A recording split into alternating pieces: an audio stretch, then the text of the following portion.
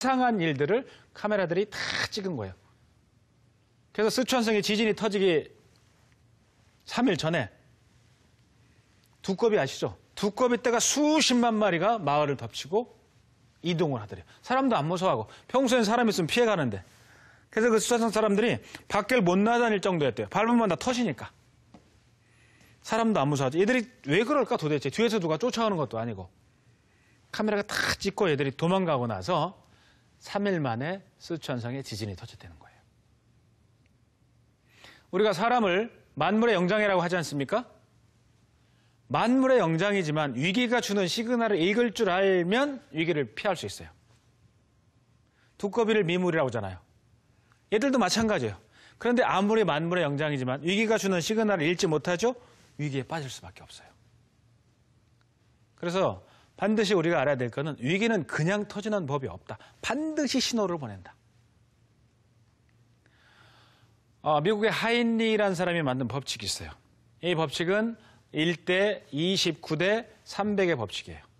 이 법칙이 뭐냐면 한 건의 사망사고가 일어나기 전에는 약 29번 정도의 경미한 사건이 생긴다는 거예요. 29번의 사건이 생기기 전에 300번 정도의 조짐이 보인다는 겁니다. 징후가 보이는 거죠. 역설적으로 말씀드리면 300번의 징후가 보일 때 그중에 몇 개를 해결할 수 있어? 29번의 사건, 사고는 생기지 않아요. 29번의 사건, 사고 중에 몇 개를 해결할 수 있어요? 한 건의 사망 사건은 터지지 않는다는 법칙이에요. 우리나라에서도 이런 유사한 논문이 나왔어요. 사거리에서 교통사고로 한 명의 사망자가 생기면 그 지역에서 사망자가 한 명 생기기 전에 약 3, 40번 정도의 접촉사고가 생긴다는 거예요. 그 3, 40번 정도의 접촉사고가 생기기 전에 약 3, 400번 정도의 신호 위반이 생기더라는 겁니다. 그래서 그냥 오는 위기는 없다. 반드시 신호를 보낸다는 걸 기억을 꼭 하세요. 그래서 그럼 위기가 터졌어요? 오케이. 위기를 극복해야 되잖아요. 어떻게 극복할지를 지금부터 제가 4단계로 딱딱딱 나눠서 말씀을 드릴게요. 이건 4가지 정으로 이루어져 있어요. 첫 번째는 인정입니다. 인정. 자, 인정이 뭐냐? 실패를 인정하라 이거예요. 좌절을 인정하라. 회사에서 다니다 해고됐어요. 오케이. 사업하다 망했어요. 오케이. 암에 걸렸어요. 오케이. 출발은 거기부터예요. 대부분 인정하지 않아요. 인정하지 않으면 사람은 4단계를 편합니다. 첫 번째, 부정해버려. 아니야. 내가 왜 잘려야 돼? 난 죽으라고 일한 적밖에 없는데? 두 번째 뭐예요? 분노합니다. 내가 뭘 잘못했다고 그래? 난 죽으라고 일한 적밖에 없어. 왜 나야 돼? 세 번째가 가장 위험해요. 우울 단계로 빠집니다. 이때 사람이 자살하는 거예요. 여러분 생각할 때 자살하는 사람들은 뭔가 엄청나게 부족해서 자살하는 게 아니에요.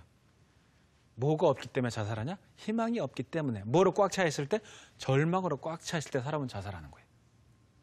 요 우울 단계를 거쳐야만 수용의 단계로 갑니다. 이걸 못 버티면 대단히 위험한 일이 와요.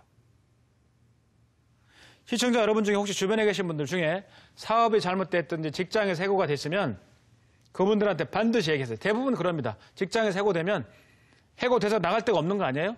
아침에 똑같이 구두 신고 양문 입고 나와요. 뚜벅뚜벅 갑니다. 어디로? 산으로. 퇴근 시간 맞춰 내려와요. 아무렇지도 않다는 듯이 왔다 갔다 합니다. 그 사람들 말려줘야 돼요. 안 말리면 올라갈 때는 자기 발로 올라갔지만 내려올 때는 절대로 자기 발로 못 내려와요. 말려줘야 돼. 그래서 오늘 만약 그런 분이 있다면 불러서 저녁에 소주 한잔 사주면서 얘기하세요. 가서 털어놔. 누구한테? 가족한테. 제일 먼저 털어놓을 사람이 배우자입니다. 여보, 나 이러이러해서 당분간 회사 못 나갈 것 같아. 그런 상태가 되면요. 그 집은 가정이 생긴 이후에 가장 강력한 연대감이 생겨요. 그때 생깁니다. 부부싸움도 많이 했지만 그래도 이 왼수가, 이 남편이 우리 식구 먹여 살리려고 맨날 뼈 빠지게 밤낮 없이 미친 듯이 돌아다녔는데 정말 안타깝구나. 그때 배우자는 안아줄 수 있는 거예요. 그 다음에 누구한테 얘기하냐? 자제분들한테 얘기하라고 전해주십시오. 자제분들한테 얘기하는데 나눠야 돼요. 초등학교 이전과 초등학교 이후, 중학생 이후죠. 초등학생 이전까지는 어떻게 하냐면, 야, 아빠가 직장을 다니다가 이러이러해서 앞으로 못 다니게 됐어. 너 학원 지금 3개 다니지? 당분간 하나밖에 못 다닐 거야. 그리고 우리 외식 가끔 하잖아? 당분간 못 할 거야. 얘기해 줘야 돼. 여기까지. 같이 알아야 돼요. 맑게 알아들으면. 그 다음에 중학생 이후부터는 그 얘기를 똑같이 하고 무슨 얘기를 추가하냐면 네 생각에는 아빠의 다음 직업이 뭐였으면 좋겠냐고 아이들한테 물어봐야 돼요. 그 순간 아이들은 엄청나게 바뀝니다. 공부를 시작해요. 왜? 여러 가지 이유가 있지만 제가 생각하는 이유는 그 이전에는 아빠가 나의 롤모델이었어요. 난 열심히 하면 아빠처럼 됐어. 근데 지금 보아하니 내가 아빠를 믿고 인생을 맡길 수가 없는 상태가 돼버린 거예요. 내 인생은 누가 개척해요? 내가 개척해요. 열심히 공부하는 거예요. 요 단계가 넘어가야 수용의 단계로 오는 거예요. 오케이, 다시 한번 해보자. 이게 인정이에요. 인정하지 않으면 절대로 위기는 넘어갈 수 없다. 자, 두 번째는 수정입니다. 수정. 전략을 바꾸라 이거예요. 실패한 사람들 보면 항상 그 사람들이 또 실패해요. 왜 그러냐? 방법을 똑같이 하거든. 세상은 바뀌었는데. 중국의 하이얼 총재, 장리민 총재가 있습니다. 양반 굉장히 대단한 양반인데 하루는 하이얼에서 지방에서 세탁기를 파는데 이 세탁기 생산하고 파는데 그 농촌